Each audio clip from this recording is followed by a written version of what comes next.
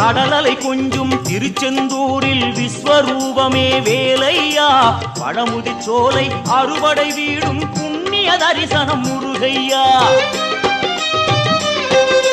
திருநீர் அணிந்து வரும் போது நெஞ்சில் நிம்மதி பிறக்குது கந்தையா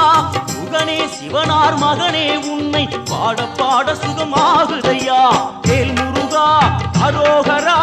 அரோகரா வேல் முருகா